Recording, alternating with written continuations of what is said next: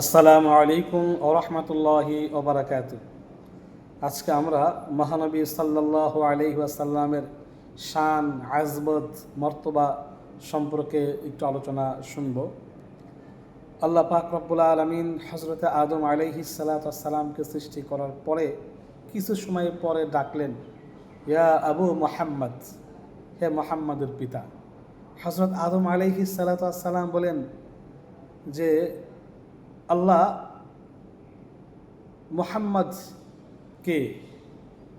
লা ইলাহা ইল্লাল্লাহু মুহাম্মাদুর রাসূলুল্লাহ, তিনি কে?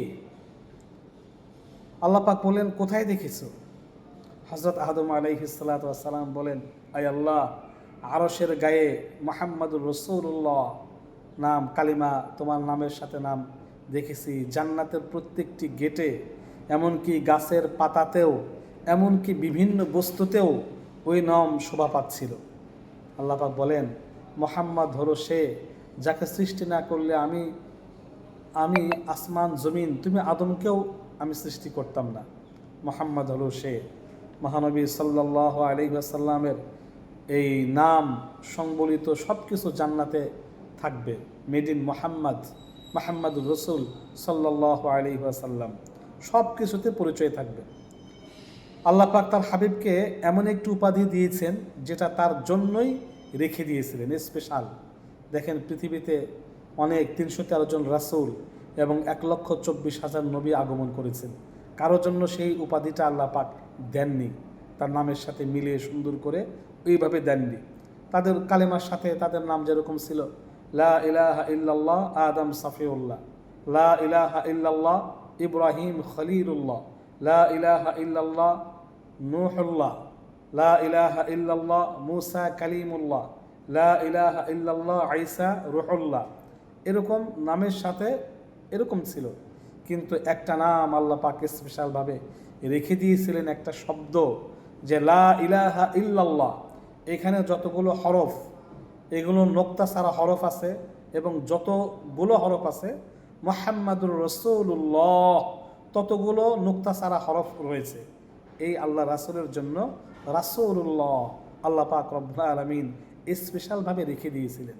কোনো নবীকে দেন নাই মুহাম্মাদুর রাসূলুল্লাহ, একমাত্র আল্লাহ রাসূলকে দিয়েছেন রাসূলুল্লাহ উপাধি। আর কোনো নবীকে এরকম দেওয়া হয়নি। আল্লাহ পাক রব্বুল আলামিন কোনো নবীর প্রতি স্থায়ীভাবে দরুদ পাঠ করেননি, কোনো নবীর প্রতি দরুদ পড়েননি, এমনি সালাম দিয়েছেন, দরুদ পাঠ করেননি। প্রত্যেক নবীকে সালাম দিয়েছেন।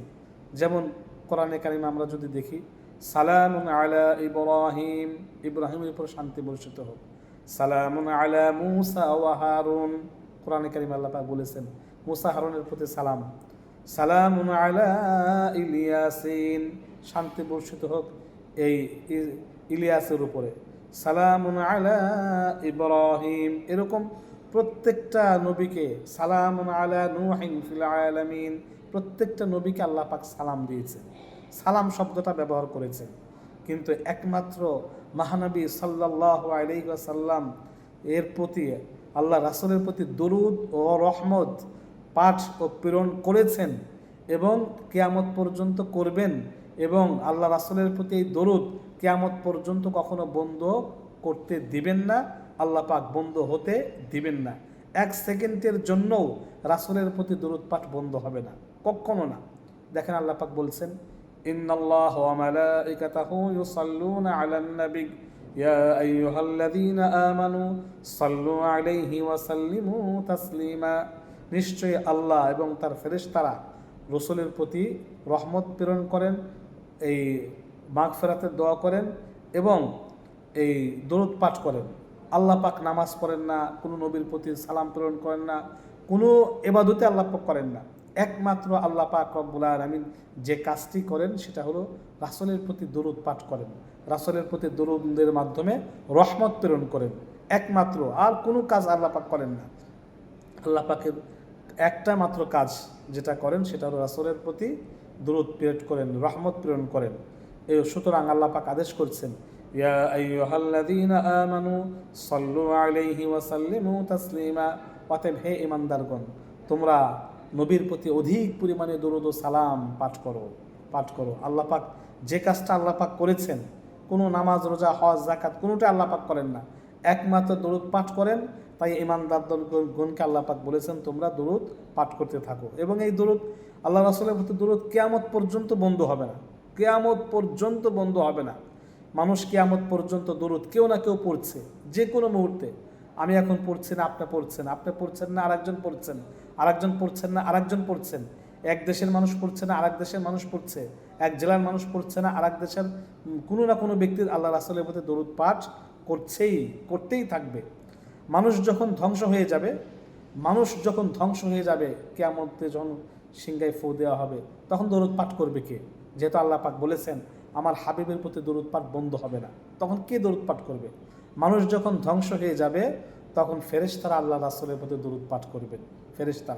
ফেরেশতারা যখন একসময় ধ্বংস হয়ে যাবে, কেউ থাকবে না, তখন আল্লাহ রাসূলের প্রতি দরুদ পাঠ করবে কে?